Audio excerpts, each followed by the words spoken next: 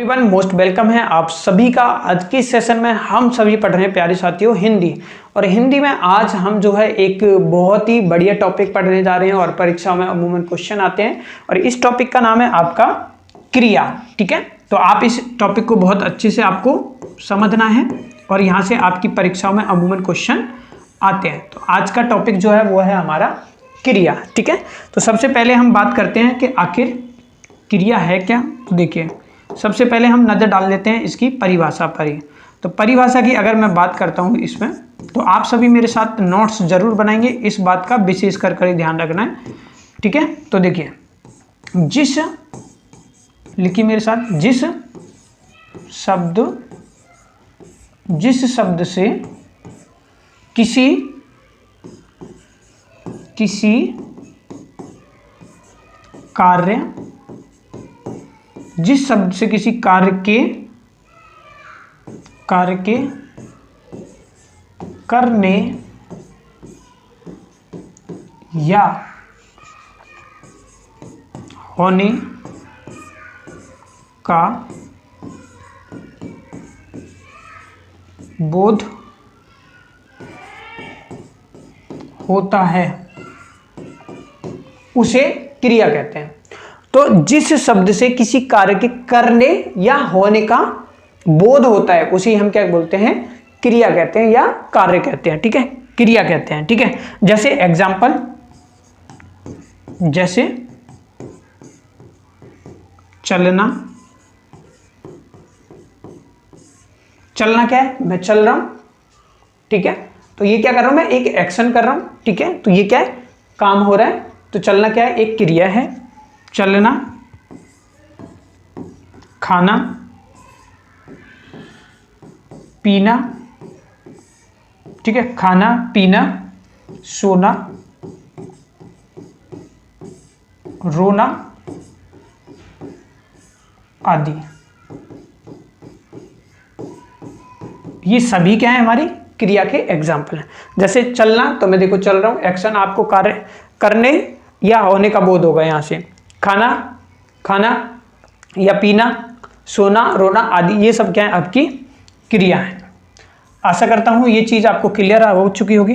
तो आइए आगे चलते हैं, क्योंकि क्वेश्चन जो बनता है वो क्रिया के प्रकार से बनता है। ठीक है, तो हम बात करते हैं क्रिया के प्रमुख भेद के बारे में। तो अब आप सब रखिए, लिखिए हेडिंग, क्रिया के प्रमुख भेद। ठीक है, तो सबसे पहले अगर हम बात करें, नंबर 1, आप सभी जो है लिखिए संरचना। संरचना का मतलब होता है आपका बनावट। ठीक है, तो हम बात कर सकते हैं बनावट के आधार पर।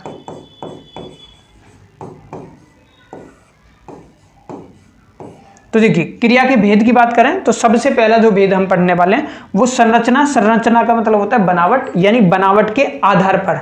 तो क्रिया के अगर भेद की बात करें तो बनावट के आधार पर क्या है, आपके 2 भेद होते हैं। कितने होते हैं, 2 भेद होते हैं। डायरेक्ट परीक्षा में कहीं में आया हुआ है कि संरचना यानी बनावट के आधार पर क्रिया के कितने भेद होते हैं। ऑप्शन दे देगा 3, 4, 2, इनमें से कोई नहीं। तो 2 यदि आपने पढ़ रखे तो आपका आंसर बिल्कुल सही हो जाएगा। ठीक है, तो 2 कौन कौन से होते हैं, तो 2 की हम बात करते हैं। तो ये पहला की अगर हम बात करें तो पहला आता है आपका, जिसको हम बोलते हैं रूढ़। क्या बोलते हैं, रूढ़, या फिर आपको देखने को मिलेगा धातु। ठीक है, सेम मीनिंग है, दोनों का मतलब एक ही है, धातु। या फिर आपको देखने को मिलेगा मूल क्रिया। ठीक है, सबका मीनिंग एक ही है, या तो रूढ़ बोल लीजिए या धातु या मूल क्रिया। ठीक है, तो सबसे पहला प्रकार जो है वो है बनावट के आधार पर, एक है मूल क्रिया। दूसरे की अगर हम बात करें मूल क्रिया के आधार पर, दूसरा क्या है आपका, यौगिक क्रिया। यौगिक क्रिया, ठीक है, ये दोनों होती हैं संरचना यानी बनावट के आधार पर। क्रिया दोनों की होती है, मूल क्रिया और यौगिक क्रिया। इस मूल क्रिया को अलग नाम दिए गए हैं, रूढ़ भी बोल सकते हैं, धातु क्रिया भी बोलते हैं। तो सबसे पहले बात करते हैं हम मूल क्रिया, रूढ़ क्रिया या धातु क्रिया। बात एक है, यानी मूल क्रिया की अगर हम बात करें तो इसका मतलब क्या है, क्रिया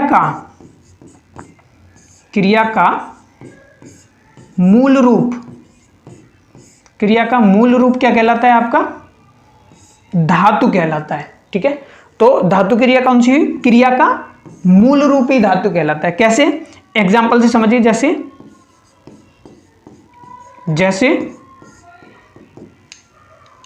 चल, खा, पी, सो, रो, ठीक है, खेल,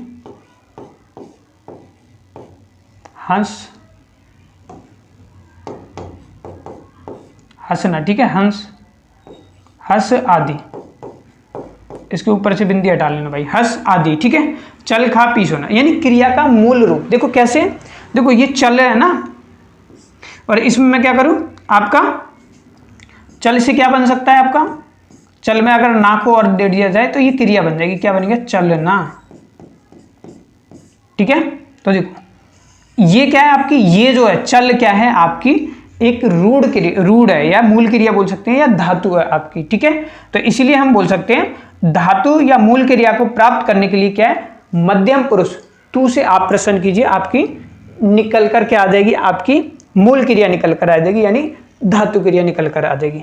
जैसे यहां पर बोले, कभी कभी आपने देखा होगा, तू चल, है ना, तू चल। ठीक है, तो ये क्या हो गया आपका पहला क्रिया। यौगिक क्रिया क्या होती है आपकी दूसरी। यौगिक क्रिया की अगर हम बात करूं, जो मिश्रण से बनती है, तो हम इसे बोलते हैं योग रूप में क्रिया, योग रूप में क्रिया, जो क्या बनती है आपकी, किससे बनती है, ये मिश्रण से बनती है, ऐसे भी याद रखना है, मिश्रण से बनती है। क्लियर। तो संरचना या बनावट के आधार पर क्रिया दो प्रकार की होती है, धातु क्रिया और यौगिक क्रिया। धातु क्रिया या मूल क्रिया क्या होती है, क्रिया का मूल रूपी धातु कहलाता है, या मूल क्रिया कहलाता है, या रूढ़ भी नाम दिया गया है इसको। जैसे चल, खा, पी, इसको प्राप्त करने के लिए क्या करोगे, प्रश्न करोगे तू से। तो मैं यहां पर लिख देता हूं, प्रश्न किससे करना चाहिए, प्रश्न मध्यम पुरुष, मध्यम पुरुष तू से करना चाहिए। ठीक है, और इसका आप प्रयोग करोगे तो आपको क्या है, मूल क्रिया निकल कर आ जाएगी, या हम कह सकते हैं धातु क्रिया या रूढ़ निकल कर आ जाएगा। क्लियर। यौगिक क्रिया क्या है, ये योग रूप में बनती है। ठीक है, तो पहला हो गया। दूसरे की अगर हम बात करते हैं, दूसरे पर आते हैं।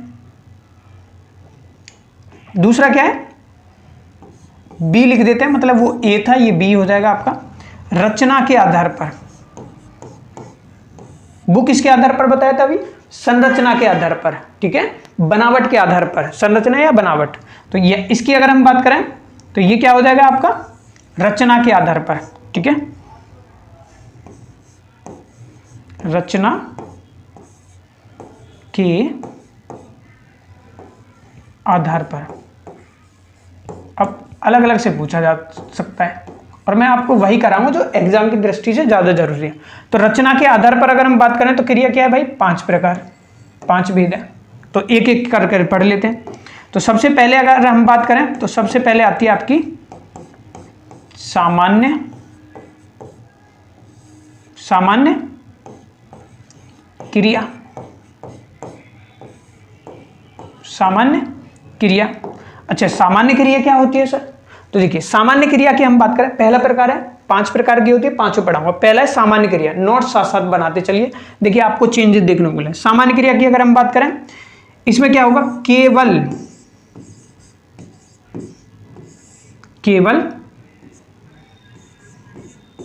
एक क्रिया का प्रयोग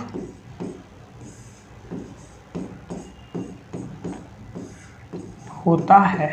ठीक है, तो देखिए सामान्य क्रिया की अगर हम बात करें तो इसमें क्या होगा, केवल एक क्रिया का प्रयोग होता है इसमें। कैसे, एग्जाम्पल समझते हैं, जैसे उदाहरण से चीजें और क्लियर हो जाएंगी। जैसे मैंने लिखा मोहन आया, मैंने क्या लिखा, मोहन आया। तो आना क्या है, एक क्रिया है। इस वाक्य में किसका यूज हुआ है, आया, आना। ठीक है, तो आया, आया की क्रिया क्या होती है, आना ही होती है ना।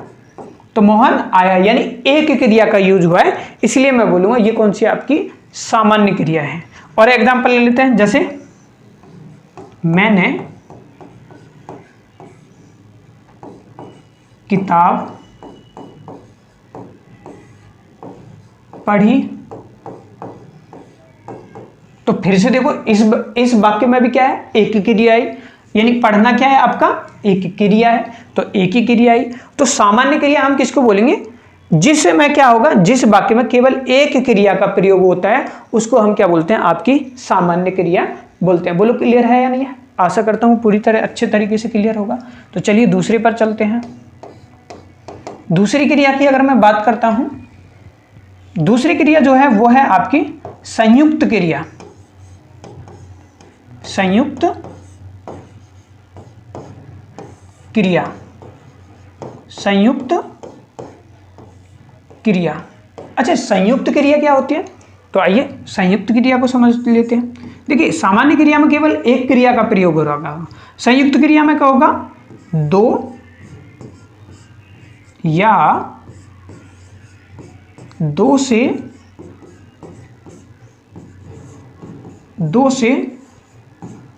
अधिक, दो या दो से अधिक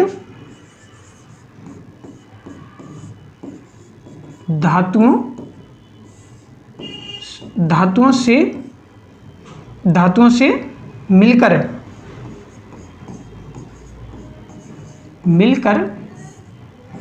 बनने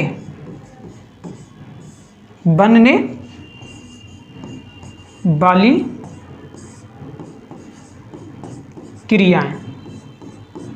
ठीक है, तो दो या दो से अधिक धातुओं से मिलकर बनने वाली क्रियाएं क्या कहलाती हैं, आपकी संयुक्त क्रियाएं कहलाती हैं। देखिए मैंने किस तरीके से याद करा था, सामान्य क्रिया में केवल एक क्रिया का प्रयोग होता है, इसमें सिंपल सा याद रखो, दो क्रियाएं यूज होती हैं। ठीक है, ऐसे तो दो या दो से अधिक धातुओं से मिलकर बनने वाली क्रियाओं को हम क्या कहते हैं, संयुक्त। एग्जाम्पल ले लेते हैं, जैसे मैंने लिखा, जैसे वह आना चाहता है। तो देखो आना एक क्रिया है और चाहना भी दूसरी क्रिया है, तो यहां पर क्या हो गया, संयुक्त क्रिया होगी आपकी इस वाक्य में। ठीक है, और एग्जांपल ले लेते हैं आपका, जैसे मैंने लिखा गौतम गा सकता है। तो देखो गाना एक क्रिया होगी और सकना भी दूसरी क्रिया होगी, तो इससे डिफरेंट कर सकते हो, बाकी इसमें कंफ्यूज होने की जरूरत नहीं है। सामान्य क्रिया एक क्रिया का प्रयोग होगा, संयुक्त क्रिया दो क्रिया का। मैंने इस तरीके से याद करते उसी तरीके से आपको बता दिया। ठीक है, आइए तीसरे पर चलते हैं हम। तीसरी क्रिया की अगर हम बात करते हैं तो तीसरी आ जाती है आपकी, तीसरी है आपकी नाम धातु क्रिया। नाम धातु क्रिया, नाम धातु क्रिया। तो देखिए नाम धातु में मतलब नाम ही आ गया, और नाम बराबर मैंने आपको पहले पढ़ाया था संज्ञा, है ना। नाम बराबर क्या होता है, हमारा संज्ञा होता है। तो नाम धातु की अगर मैं बात करूं तो इसको भी बहुत इजी से कर लेते हैं। जब वो क्या है आपका संज्ञा, सर्वनाम, संज्ञा, सर्वनाम व विशेषण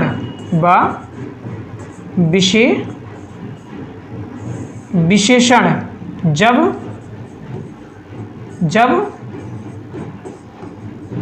क्रिया के रूप में प्रयुक्त का मतलब होता है भाई प्रयोग। ठीक है, प्रयुक्त का मतलब क्या है आपका प्रयोग। ठीक है, तो मैं ब्रैकेट में लिख भी देता हूँ, काफ़ी साथियों को हिंदी समझ नहीं आती। प्रयुक्त का मतलब क्या है? प्रयोग, ठीक है, प्रयोग हो, तो उसे क्या बोलते हैं हम? नाम धातु क्रिया बोलते हैं। यानी जो संज्ञा सर्वनाम या विशेषण है ना, जब ये किसका काम करने लग जाए? क्रिया का काम करने लग जाए, ठीक है, तो हम उसको क्या बोलेंगे? नाम धातु क्रिया बोलेंगे। एक बार एग्जाम्पल ले लेते हैं ताकि चीजें आपको बहुत अच्छे से समझ आ जाए। जैसे एग्जाम्पल लेते हैं, जैसे गरम, गरम से क्या बन गया भाई आपका? गरमाना, ठीक है। मैंने लिखा हाथ, हाथ से क्या बन गया आपका? हथियाना, ठीक है। जैसे मैंने लिखा 60, 60 से क्या बन गया आपका? सठियाना, क्लियर। बात से क्या बन गया आपका? बतियाना,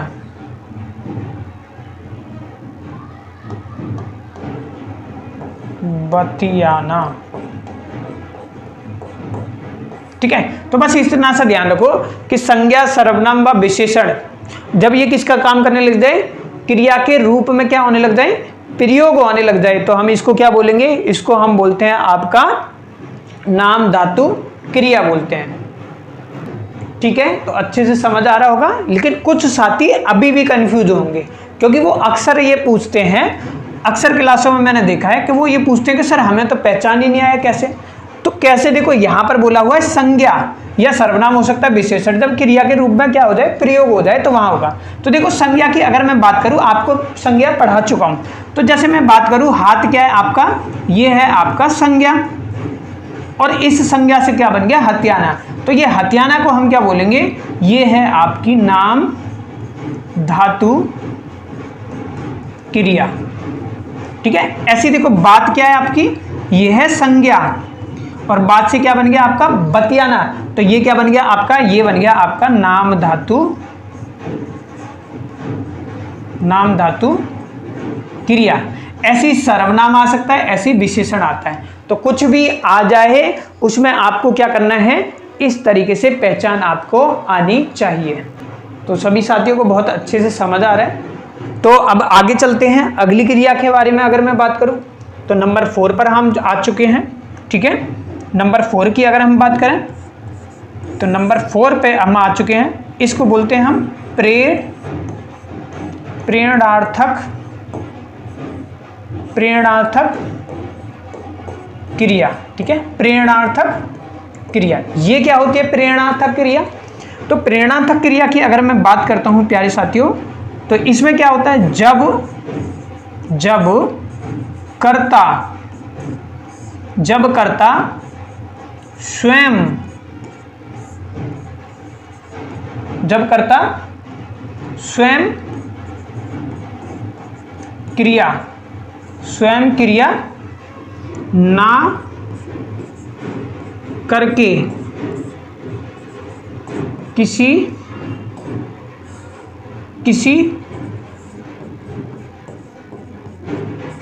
किसी और को क्रिया करने के लिए प्रेरित करें, तो उसे हम क्या बोलते हैं? उसे बोलते हैं प्रेरणार्थक क्रिया। इसमें क्या है? कर्ता खुद काम नहीं करेगा, जैसे मैं करने वाला हूं, मैं काम नहीं करूंगा, मैं किसी और से काम कराऊंगा, तो वहां पर क्या हो जाएगी? प्रेरणार्थक क्रिया होगी। जैसे मैं बोलता हूं, मैं आपसे एक एग्जांपल ले लेता हूं, जैसे एग्जांपल ले लेते हैं, उससे बहुत अच्छे से समझ आ जाएगा आपको। जैसे मैं बोलूं राम ने नौकर को लता से जगवाया, ठीक है, तो ऐसे बोल सकते हैं हम, राम ने नौकर से लता को जगवाया। अब देखो भाई, ये राम है, राम ने लता को खुद नहीं जगाया, राम ने लता को जगवाया है। किससे जगवाया? तो नौकर से, किसी और से काम करा रहा है, ठीक है, तो प्रेरणार्थक क्रिया होगी। एक और एग्जांपल ले लो, जैसे मैं बोलूं सुरेश ने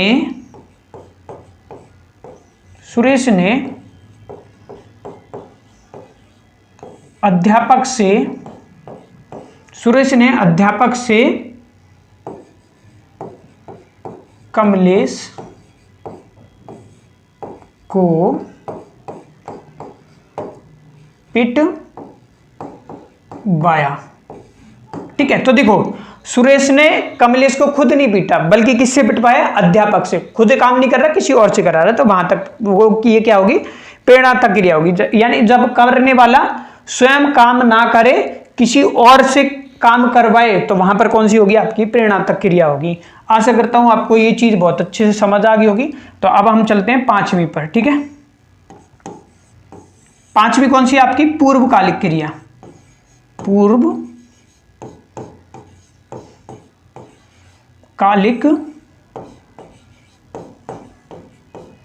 क्रिया जी। पूर्वकालिक क्रिया क्या होती है? तो लिखिए मेरे साथ, इसको ऐसे लगा लेना मात्रा। ठीक है, पूर्वकालिक क्रिया ये क्या होती है आपकी? जब कोई क्रिया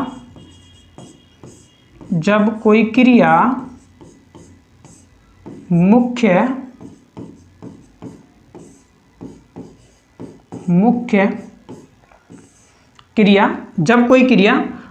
क्रिया से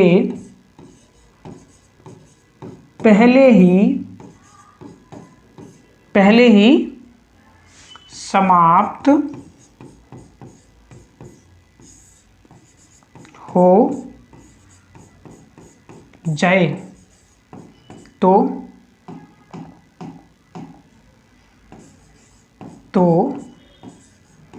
वह क्या होगी? पूर्वकालिक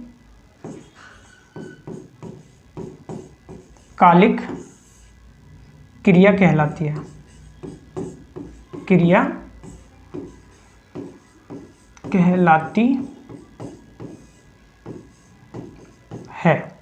ठीक है, तो जब कोई क्रिया मुख्य क्रिया से पहले ही क्या हो जाए? खत्म हो जाए, तो वहां पर क्या कहलाएगी? आपकी पूर्वकालिक क्रिया कहलाएगी। एग्जाम्पल से समझ लेते हैं, आपको समझ आ जाएगा और बाकी मैं आपको ट्रिक भी बता दूंगा। जैसे मैंने बोला रमेश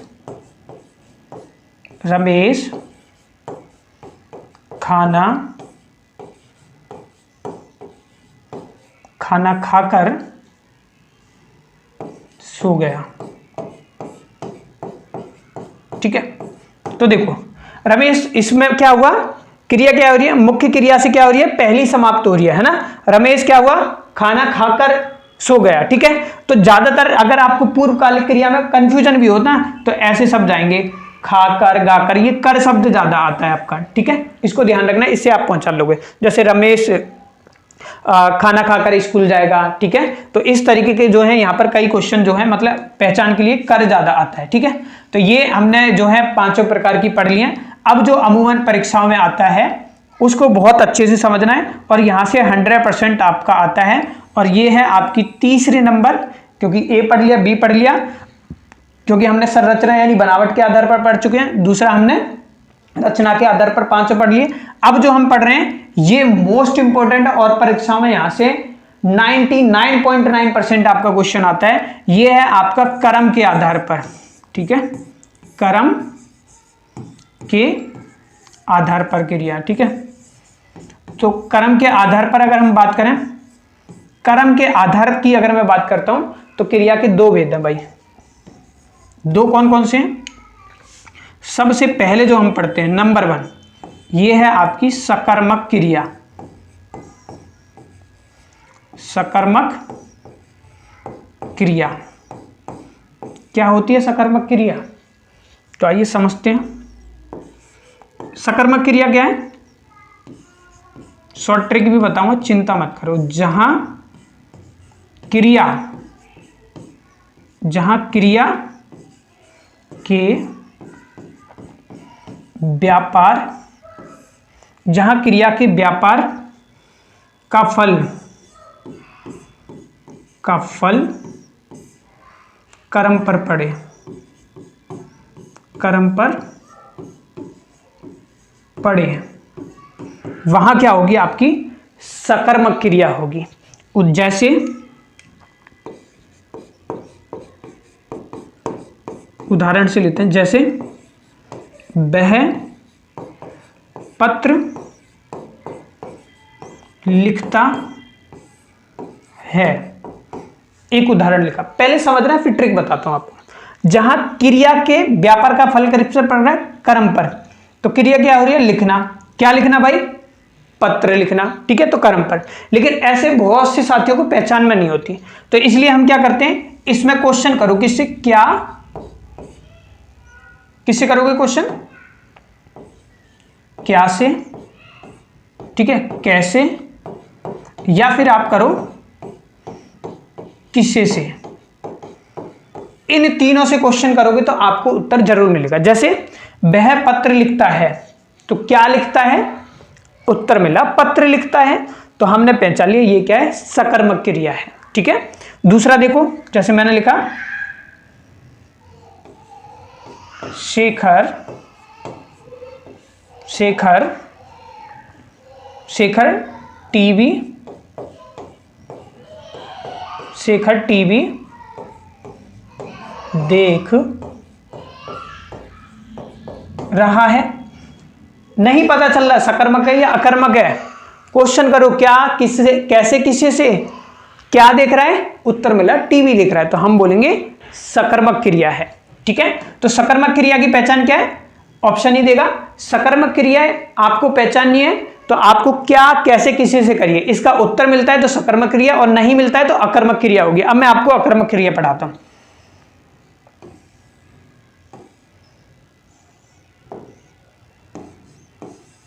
यह है आपकी दूसरी अकर्मक क्रिया। क्या होती है पहले समझ लेते हैं। अकर्मक क्रिया की बात करूं तो यहां पर क्या होगा,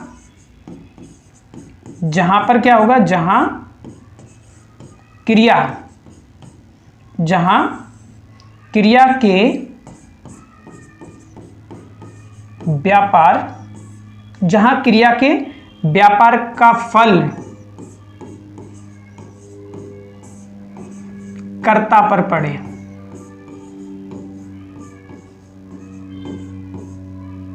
तो वहां कौन सी होगी आपकी अकर्मक क्रिया होगी। दोनों में अंतर रखना है। यहां पर क्या है, क्रिया का फल किस पे पड़ रहा है, कर्म पर, ठीक है, कर्म पर पड़ता है क्रिया का। यहां पर क्या पड़ेगा, जो क्रिया का व्यापार है वो किस पर पड़ेगा, आपका कर्ता पर पड़ेगा, ठीक है। एग्जाम्पल लेते हैं, जैसे समझाने के लिए दे रहा हूं, उदाहरण से आपको एक एक चीज क्लियर हो जाएगी। और ये क्वेश्चन आता है, जैसे मैंने लिखा वह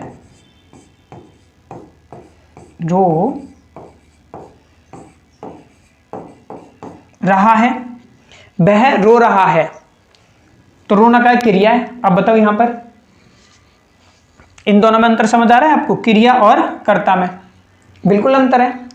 और वैसे भी आप उत्तर लगा लीजिए, क्या, कैसे या किसे, जो अभी बताया। तो आप बोलोगे उत्तर नहीं मिल रहा, रो रहा है वह, ठीक है, तो कौन सी होगी आपकी, यहां होगी आपकी अकर्मक क्रिया, ठीक है, क्लियर। जैसे मैंने बोला, एक और एग्जांपल ले लें, जैसे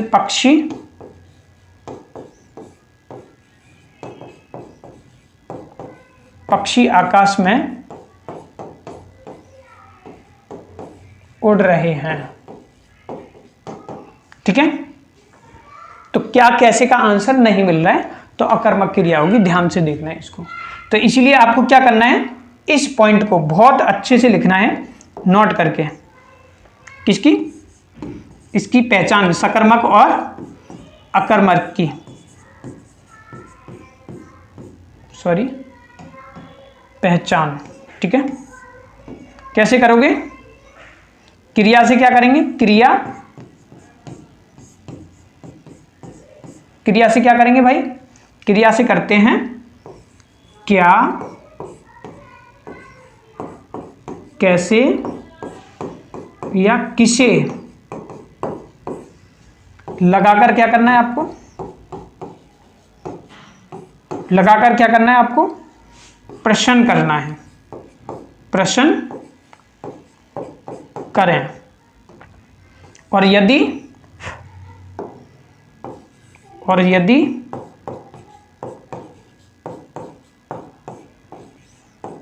यदि उत्तर, ठीक है, इंपॉर्टेंट लाइन करना है, उत्तर वाक्य में, ठीक है, ये का है वाक्य में, यदि उत्तर वाक्य में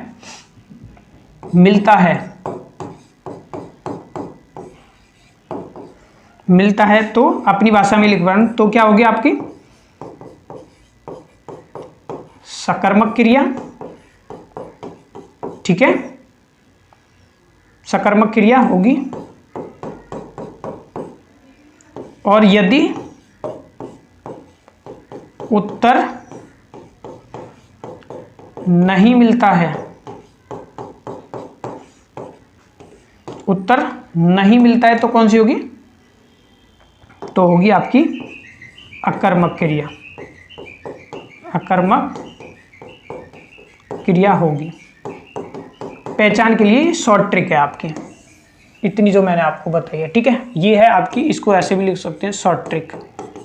और यहाँ से अमूमन सकर्मक अकर्मक क्रिया से आपकी परीक्षाओं में क्वेश्चन आता है, तो क्या कैसे लगाकर आपको प्रश्न का उत्तर मिल रहा है तो हम क्या बोलेंगे, वो होगी आपकी सकर्मक क्रिया, और यदि नहीं मिल रहा तो वो क्या होगी आपकी अकर्मक क्रिया। यहाँ पर भी मैंने समझा दिया, लिखवा भी दिया आपको, ठीक है। आगे चलते हैं, वैसे परीक्षाओं में नहीं आता, लेकिन इनकेस आ भी जाए तो आप इसको कर पाओ तो चौथा प्रयोग और बोल लो, प्रयोग के आधार पर भी हमने बांटा हुआ है, वैसे इंपॉर्टेंट नहीं है, तो प्रयोग या स्थान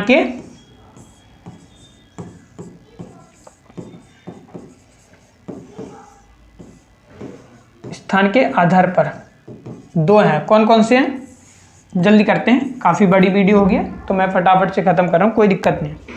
एक होती है समापिका क्रिया, समापिका क्रिया, ठीक है, बस 1 मिनट लगेगा खत्म। और एक होती है आपकी असमापिका,